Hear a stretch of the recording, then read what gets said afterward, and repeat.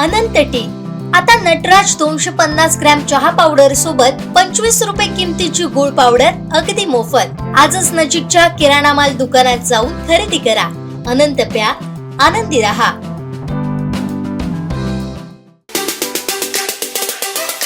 भराडी मातेवर भाजपा नेते कार्यकर्त्यांची श्रद्धा आहे। 2024च्या निवडणुकीत भाजपला मोठा जनाधार मिळाला। पहिल्यांदाच भाजपचा खासदार निवडून आला। त्याच पाठोपाठ विधानसभेत महायुतीचे तिन्ही उमेदवार निवडून आले। पदवीधर शिक्षक आणि विधानसभा निवडणुकीतही यश मिळालं। त्यामुळे विजयाची घौडदौड आई भराडीच्या कृपेनं यापुढे कायम राहणार असल्याचं भाजप जिल्हाध्यक्ष प्रभाकर सावंत यांनी आंगणेवाडी येथे सांगितलं। परवा दिनांक 22 रोजी देवी भराडीचा यात्रोत्सव या ठिकाणी संपन्न होतो। सगळ्यात आधी मी भारतीय जनता पार्टीच्या वतीने इथे येणाऱ्या प्रत्येक भाविकांना शुभेच्छा देतो यात्रोत्सवाच्या। आपल्या सगळ्यांना माहिती आहे की संपूर्ण सिंधुदुर्ग नव्हे तर कोकण नव्हे तर अख्ख्या महाराष्ट्रभर या देवीची भक्त मंडळी आहेत, जी मोठ्या भक्तिभावाने यात्रोत्सवाला इथे उपस्थित राहतात। आणि या देवीचा कृपा आशीर्वाद जसा सगळ्यांवर आहे तसं आम्हाला सांगायला आनंद वाटतो की भारतीय जनता पार्टीच्या प्रत्येक नेत्यावर, कार्यकर्त्यांवर, सगळ्या पदाधिकाऱ्यांवर आणि सिंधुदुर्ग जिल्ह्यातल्या जनतेवर आहे। याचा प्रत्यय वेळोवेळी आम्हाला आलेला आहे।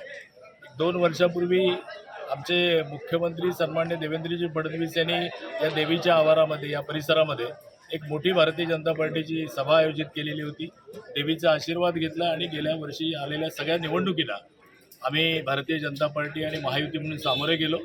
भारतीय जनता पार्टीच्या नेतृत्वाखाली लढलेल्या गेलेल्या सगळ्या निवडणुकांमध्ये, मग ती लोकसभा असेल, विधानसभेच्या 3 जागा असतील, विधान परिषदेतली पदवीधरची असेल, शिक्षक आमदाराची असेल आणि ग्रामपंचायत असतील, सगळ्या निवडणुकांमध्ये भारतीय जनता पार्टीला आणि भारतीय जनता पार्टीसोबत महायुतीला अत्यंत चांगल्या प्रकारचं निर्विवाद असं बहुमत मिळालं।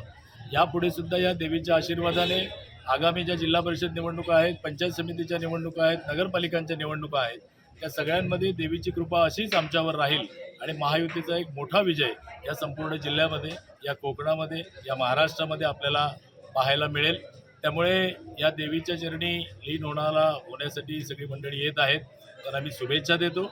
दुसरी गोष्ट म्हणजे आमचे प्रदेशाचे उपाध्यक्ष अतुल काळसेकर यांच्या नेतृत्वाखाली गेली 15पेक्षा जास्त वर्ष आम्ही या ठिकाणी स्वागत कक्ष उभा करतो। त्या स्वागत कक्षामध्ये येणाऱ्या सगळ्याच भाविकांचं स्वागत आम्ही करतो।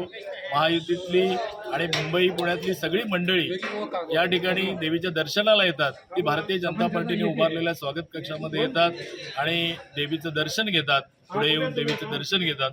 आणि त्या ठिकाणी आम्ही वेगवेगळे उपक्रम, मग ते मोफत चष्म्याचं शिबिर असेल, नागरिकांना काही दाखले, आधार कार्ड लिंकिंग, अशा खूप गोष्टींच्या सेवा आम्ही उपलब्ध करून देतो। याही वर्षी तशा प्रकारचा स्वागत कक्ष या ठिकाणी उभारलेला आहे।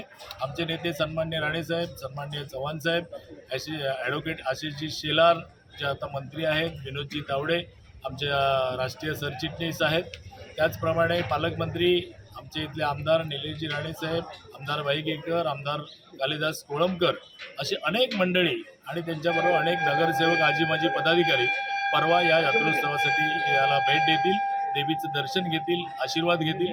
पुन्हा एकदा मी या देवीच्या सगळ्या भक्तांना भारतीय जनता पार्टीच्या वतीने खूप खूप शुभेच्छा देतो। आमचे दिवसभरातले सर्व अपडेट्स, ताज्या घडामोडी आणि थेट लाईव्ह पाहण्यासाठी सबस्क्राईब करा, लाईक करा कोकणचं नंबर 1 महा चॅनल कोकण 7 लाईव्हचं YouTube चॅनल।